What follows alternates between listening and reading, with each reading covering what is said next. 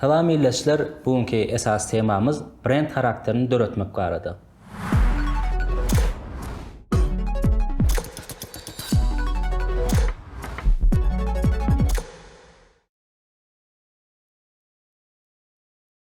...1983-nji Amerikada Paul Hawke'nin "Inneki ekonomika" adly kitab çap edilýär. Awtor kitapda kompaniýalaryň aglawasynyň şol bir hildäki önümi öndürýändigini, şol sebäplen beýleki brendlerden saýlanmak üçin önümçiligi artdyrmagyň ýerine belli bir mansy bolan önümi öndürmegini öňe. Mysal üçin biri sabun öndürýär diýeli, nähil sabun, ýüzüňi arasalayan sabun. Başga bir brend şoň bilen bähsleşek bolsa, ýüzüňi arasalayan sabun däl-de, şahtyň atjan ýa-da keypini çağırayan bir sabun öndürmeli meselem. Ýagny önüme bir many goşmaly. Sebäbi netijede iki sabun hem barabir ýüzüňi arasalaýar. Ýöne sen sabun adama lezzeten berýän bolsa, demek onuň saýlanma ihtimallygy hem ýokarlanýar. Hawke'nin bu pikiri ilk başta uly bir ses getirmändir. Sebäbi brende many goşmak diýilen pikir gat abstrakt düşünje. Ýöne şol ýyllarda Coca-Cola bilen Pepsi'nin arasynda bolup geçen ütgeç kadaýsa, awtoryň aslynda manydygyny görkezýär. Pepsi bilen Cola'nın arasyndaky şol konkurensiýa barada enteklerim kän görüň edilýär. Bolan waka şu 80-nji ýyllarda Pepsi durly ýerlerde Cola'da attyrmak çärelerini geçirip başlaýar. Testleriň netijesine görä, Cola'lar barlak gören adamlaryň aglawasy Pepsi'niň tamamyny harapdyr.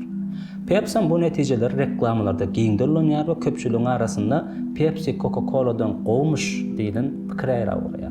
Şeýdem Pepsi Coca-Cola'nın satularyny izle aldyryp başlaýar. Pepsi gowmuş diýilen mışmışa Coca-Cola kompaniýasynyň özü hem ynandyr. Şol sebäplen olar 1985-nji ýylda tagan formulasyny, logosyny we hatda adyny mütgödüp New Coke ady bilen markete täzeden girýärler.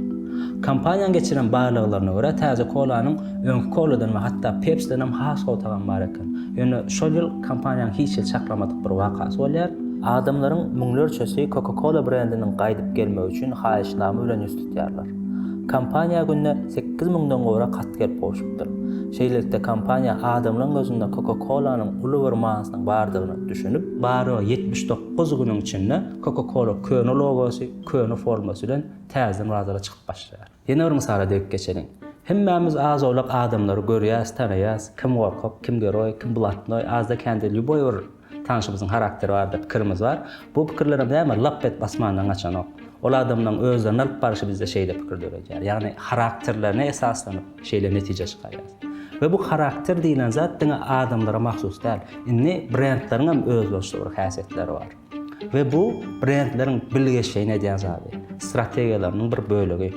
Ünsürüp görüň, näme üçin adamlar kär brendler has gül hasaplaýar.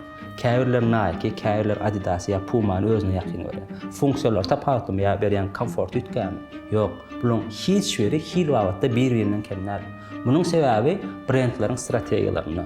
Her brend aýratyn bir personajlara hereket edýär we bizem adam hökmünde käbir dostlarymyzy beýleklerden has ýakyn görüşimiz ýaly belli bir karakteri olan brendleri hem özümize has ýakyn görýäs.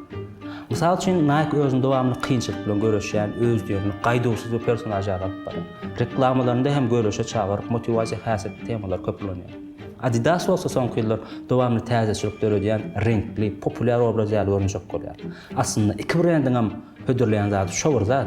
Ýöne bulan karakterleri, alçynyň kellesinde döredýän obrazlar başga bolan üçin klient sferasy hem bir-birinden tapawutlanýar. Görüşimiz ýaly adamlar käbir brendler bilen emosional baglanşyk görýär. Ýöne diňe käbir brendler bilen. Ve Amerikada geçirilen bir gözlüğe göre alıcılar brendlerin diňe 25%'ından ynanýar. Galan 75%'ni jüýsündäki bolup gözlükýän haýsydyr bir kommersant ýaly garaýarlar. Şol az sanly manyly brendleriň arasyna girip bilmek üçin bolsa, dowamly belli bir tipde, belli bir tonda hereket etmeli. Brendin takyk bir personajy bolmaly. Öňkü döwürlerde kompaniýalar brendin karakterini saklamak üçin ul zähmet çekip ençime çykdyjy dip kelle döwüpdirler. Bu aňsat däl eken. Ýöne bu soňky ýyllar onça kynanýar. 2001-nji ýylda Margaret Mark bilen Carol Pearson adly psikoanalistler brend arketipler diýilen bir sistema döredýärler we bu sistema häzirki döwürde brend häsiýetleri döretmek üçin iň optimal ýollardan biri hesaplanýar. Dünýä Belli Ogilvy Consulting agentligi hem brend häsiýetleri baradaky 72 sahypalyk hasabatynda brend arketipler sistemasyny peýdalanma maslahat berýär. Arketipler näme? nähil tapawutlar bar. Bu birazajyk içgin seredilmeli tema. Şol sebäpli ol barada rubrikamyzyň indi kitaplarynda has için gürrüň ötüp biliriz.